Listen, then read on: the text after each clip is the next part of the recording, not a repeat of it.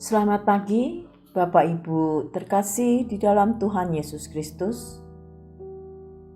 Kita kembali bertemu dalam acara doa pagi GPDI Budi Mulia. Sebelum kita masuk dalam pemberitaan firman Tuhan, mari kita satukan hati dalam doa pagi hari ini.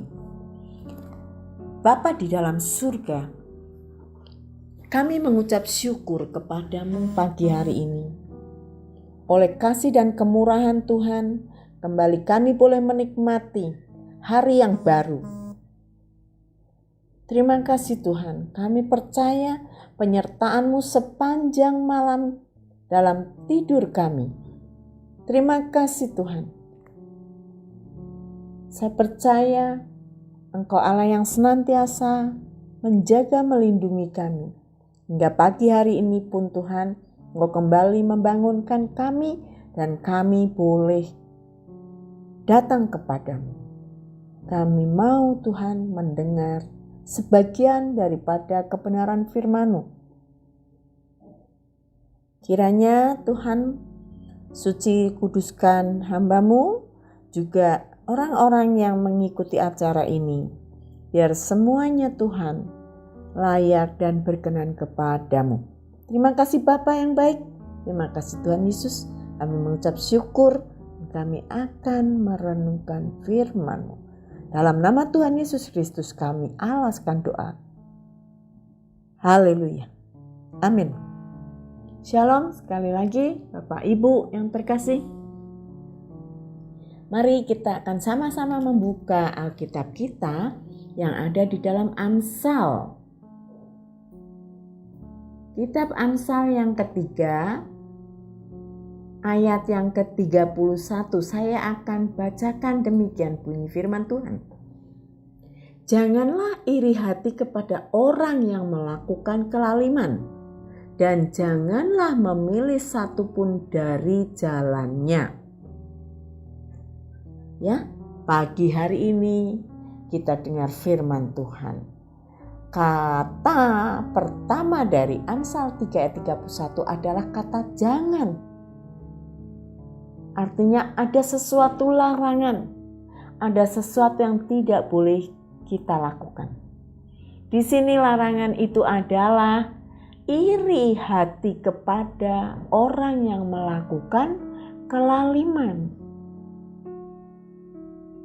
Bapak Ibu, biasanya suatu hal yang membuat orang lain iri itu adalah hal-hal yang menyenangkan, hal-hal yang enak-enak, hal-hal yang menyukakan diri kita, hal-hal yang sepertinya suatu kebahagiaan, kesuksesan.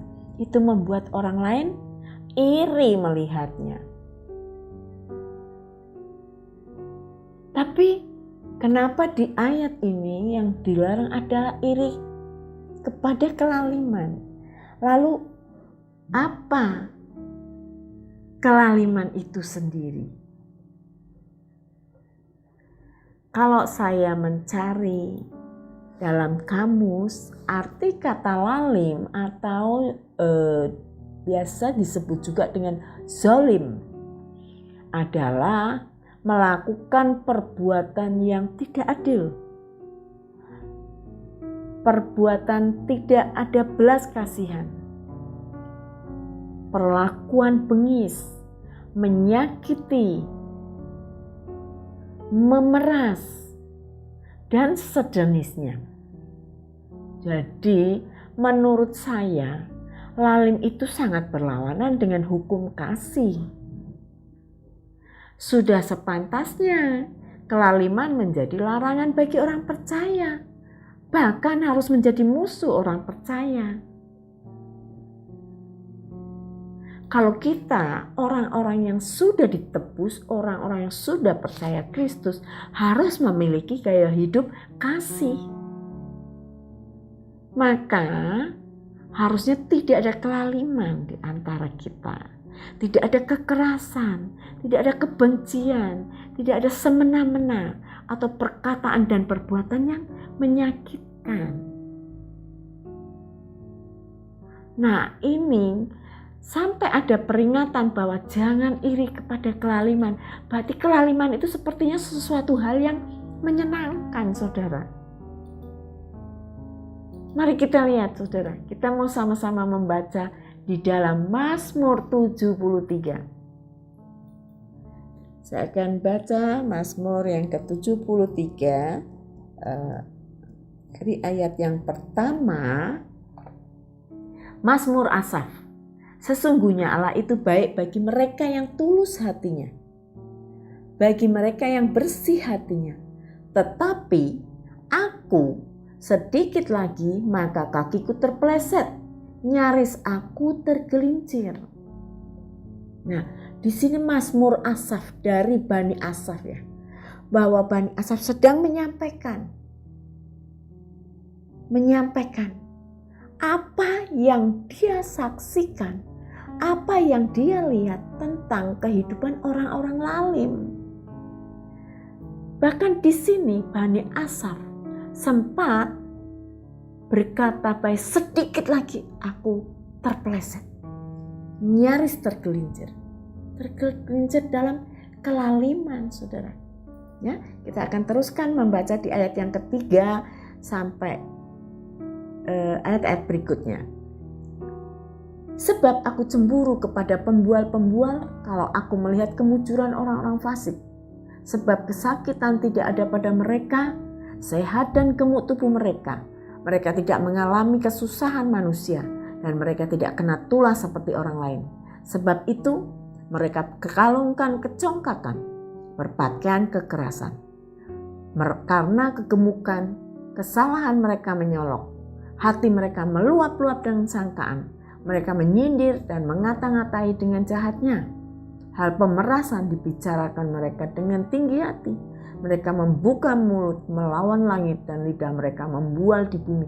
Itu saudara, dari ayat yang ke-7 dari Mazmur 73 sampai dengan ayat yang ke-9 itu gambaran bagaimana perbuatan-perbuatan lalim. Perbuatan-perbuatan yang dilakukan oleh orang fasik dan keadaan mereka. Seperti di ayat yang keempat itu mereka dikatakan bahwa mereka sehat dan gemuk tubuh mereka. Ini sebetulnya bisa sebagai suatu figuratif ya, bahwa mereka itu seolah-olah hidupnya sehat, gemuk, artinya mereka sepertinya tidak ada kekurangan apapun. Mereka sepertinya semuanya ada terpenuhi.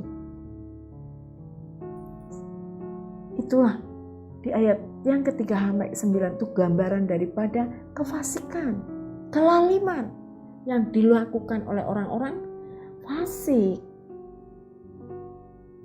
Nah, saudara hati-hati. Kenapa tadi di Amsal 3 ayat 31 dipesankan supaya jangan kamu iri hati? Karena tadi saudara, sepertinya orang yang melakukan kelaliman tapi malah hidupnya enak, menyenangkan. Hati-hati saudara. Mazmur 73 ayat 10 berkata, sebab itu orang-orang berbalik kepada mereka, mendapatkan mereka seperti air yang berlimpah-limpah. Dan mereka berkata, bagaimana Allah tahu hal itu? Adakah pengetahuan pada yang maha tinggi? Luar biasa saudara, bahwa kelaliman yang dilakukan mereka akhirnya sepertinya hidup mereka diberkati secara jasmani. Ini menjadi kecemburuan orang-orang. Ini bisa menjadi iri hati orang-orang, ingin melakukan yang sama. Karena apa? Melihat kemujuran mereka. Jadi para lalim ini banyak followernya saudara. Banyak pengikutnya. Dikatakan tadi, sebab itu orang-orang berbalik kepada mereka. Mendapatkan mereka seperti air yang berlimpah-limpah. Ini gambaran saudara. Hidup mereka yang lalim itu, tapi hidup mereka sepertinya diberkati. Secara jasmani, secara duniawi mereka. Ya, bahkan dengan kecongkakannya mereka akan berkata, bagaimana Allah tahu hal itu? Adakah pengetahuan pada yang maha tinggi? Ini saudara, karena mereka sudah tidak punya kasih. Jangan lagi kasih kepada Tuhan. Kasih kepada manusia mereka nggak punya. Mereka jahat, mereka bengis. Jadi banyak orang tergiur untuk melakukan kelaliman. Karena mereka melihat sepertinya mereka diberkati. Sedangkan kadang kita membandingkan, kita bertanya-tanya sama Tuhan. Tuhan, aku sudah mulai belajar setia, aku sudah mulai belajar melayani, aku sudah mulai belajar taat. Tapi kok hidupku kalah sama mereka yang tidak pernah beribadah, yang melakukan kejahatan.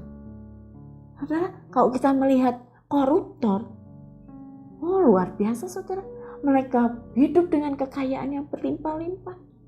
Mereka punya rumah bagus-bagus, punya apartemen di mana-mana, punya tanah di mana-mana, punya usaha di mana-mana. Saudara, kita yang setia, yang melakukan kebenaran, sepertinya menjadi iri. Namun kita harus ingat tadi ya, ayat pertama yang menjadi ayat nats kita pagi hari ini, yaitu jangan iri kepada kelaliman. Saudara, karena sesungguhnya kalau Tuhan izinkan kita ada dalam kehidupan yang segalanya serba terbatasi, belajar mencukupkan diri. Sesungguhnya Tuhan izinkan semua itu. Mungkin kita bisa mengatakan itu sebagai penderitaan. Saya tidak bisa leluasa seperti orang lain. Saya sepertinya menderita karena harus hidup mencukupkan diri dengan apa yang ada. Sesungguhnya saudara, kita sedang dalam proses dimurnikan. Melalui penderitaan itu, proses pemurnian sedang terjadi. Supaya apa? Kita dimurnikan, supaya kita keluar sebagai emas yang murni. Kita belajar dari kehidupan Ayub. Kalau kita mau baca Ayub pasal 23 ayat 1, 2 dan ayat yang ke-10. Tetapi Ayub menjawab, sekarang ini keluh kesahku menjadi pemberontakan. Tangannya menekan aku sehingga aku mengadu. Karena ia tahu jalan hidupku, seandainya ia menguji aku akan timbul seperti emas. Bapak Ibu, Ayub ini sedang ngomong, saya ini dalam keluh kesah karena penderitaan. Sepertinya aku sedang melakukan pemberontakan kepada Tuhan. Tangan Tuhan sedang menekan aku sehingga aku mengadu. Saudara tahu siapakah Ayub? Dalam Ayub pasal 1 ayat 1 dikatakan ada seorang laki-laki dari Uz. Ayub namanya saudara. Hidupnya saleh, jujur, takut akan Allah dan menjauhi kejahatan. Tapi dia harus mengalami hal seperti ini. Dia harus menderita dalam penderitaannya. Hartanya habis, anak-anaknya diambil sama Tuhan, dan bahkan tubuhnya sendiri penuh dengan borok. Istrinya mulai memusuhi, menghujat. Saudara, rasanya penderitaan Ayub begitu luar biasa. Tapi Ayub bisa berkata, karena ia tahu jalan hidupku, seandainya ia menguji aku akan timbul seperti emas. Mari belajar dari kehidupan Ayub, saudara. Dia saleh, dia jujur, dia taat kepada Allah, dia menjauhi kejahatan. Artinya dia tidak menjalani apa yang disebut kelaliman. Dia tidak mengenal lalim. Dia hidup takut akan Tuhan. Tapi dia masuk dalam penderitaan. Sedangkan orang yang lalim seperti dalam Mazmur 73 tadi, di mana Asaf menyaksikan bahwa mereka melakukan kelaliman, tapi hidupnya sepertinya mujur diberkati. Tapi kita ingat bahwa ia tahu jalan hidup kita. Ia menguji kita supaya kita timbul seperti emas. Haleluya. Jadi pagi hari ini saudara, kita mendengar firman Tuhan yang memberi pelajaran kepada kita. Tidak usah kita iri hati kepada kelaliman. Karena ujung-ujungnya dikatakan mereka sedang menuju kepada kehancuran. Di ayat yang ke-18 tadi di Mazmur 73. Sesungguhnya di tempat-tempat licin kau taruh mereka. Kau jatuhkan mereka sehingga hancur. Jadi Bapak Ibu, mari kita tidak mau kita jatuh dan hancur, tapi kita mau seperti Ayub, kita akan keluar seperti emas yang mahal harganya. Beruntung Asaf, Bani Asaf tadi, dia tidak terseret walaupun hatinya sempat cemburu, tapi dia langsung mencari Tuhan. Dia masuk ke dalam tempat kudus Allah, artinya dia bersekutu, dia mendekatkan diri kepada Tuhan supaya apa? Mata rohaninya bisa melihat yang benar dari Tuhan, bukan melihat hal-hal yang duniawi. Jadi beruntung Asaf tidak terpeleset dan jatuh atau hancur. Tapi Asaf berkata di awal, dia bilang, nyaris kakiku terpeleset jatuh. Haleluya. Jadi pagi hari ini kita belajar saudara dengan Amsal 3 ayat 31. Jangan iri hati kepada kelaliman. Biar kita mengerti bahwa kelaliman ujungnya adalah kehancuran.